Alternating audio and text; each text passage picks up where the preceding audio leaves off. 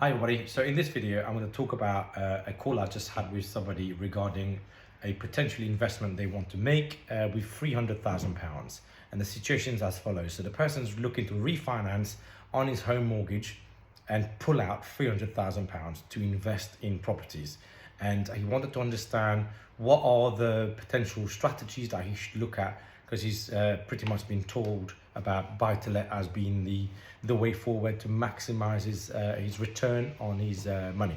So over the next few minutes, I'm going to talk about what happens to his investment if he puts all the 300,000 in buy-to-lets versus what happens to it and his return if he bought and managed a HMO portfolio.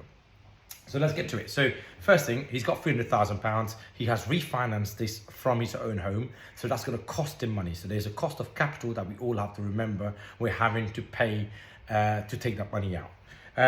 So when he takes out the £300,000, on an average, he's investing in the southeast of England. £300,000 is the average house price he's going to pay.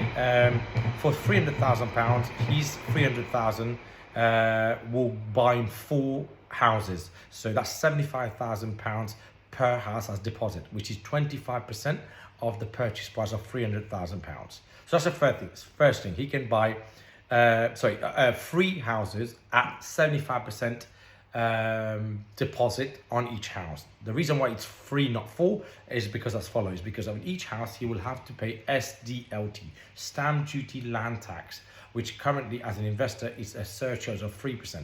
So on each £300,000 house, his SDLT will be £14,000 plus £1,000 for legals. So let's square it as 75,000 deposit, 14,000 legal, 14,000 SDLT, stamp duty land tax, and 1,000 legal. That's 15,000 plus 75. You're looking at £90,000 per house that he will have to spend upfront.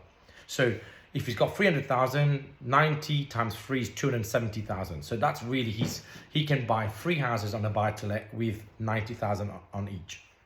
What happened to his money is the most important thing.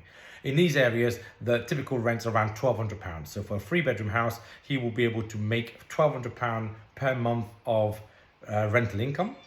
But he has to pay a mortgage on that because he's borrowing 225,000. The difference between 300,000, 75,000 pounds deposit from his cash, he borrows 225 as a mortgage, and that as a limited company, which most people need to be buying now as under limited company, will cost him right now, because we are in July and everything's gone up. The interest rate's going up because Bank of England's pushing base rate up.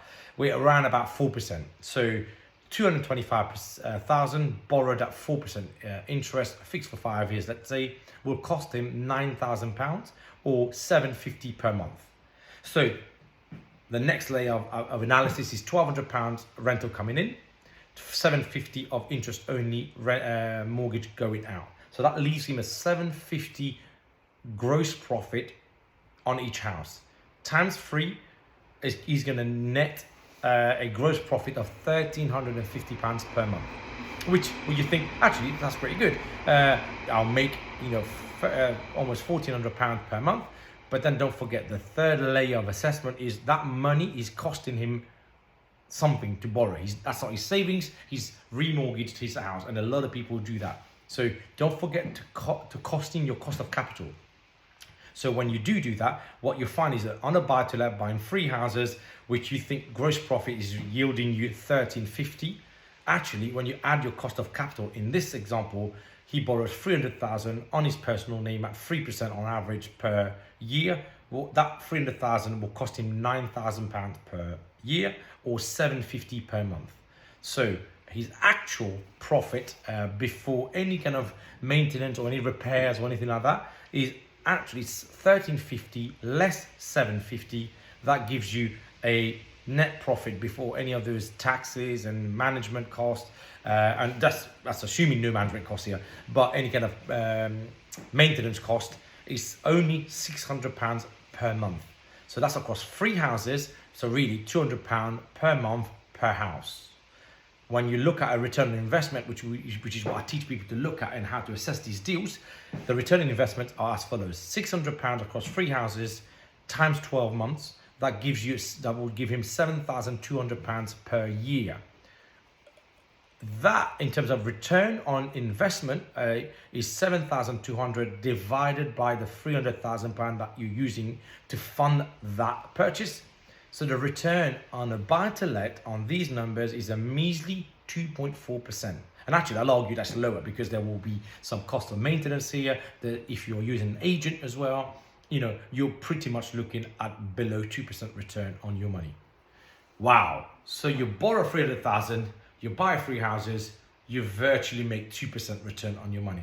I tell you what, is it really worth it? Well, it's worth it only if you are looking at a long term. Because in the long term, typically in the UK, house prices go from here and they escalate up. So in 10 years from now, these prices would have typically doubled in value. That's how you'll make money. But if you're doing it today to make money today so you can spend today, go on holiday today, actually, you're really gonna make a measly 2% return on your money. Look at the next video after this and I'll explain about how those numbers work for if you're buying HMO and you invest in HMOs.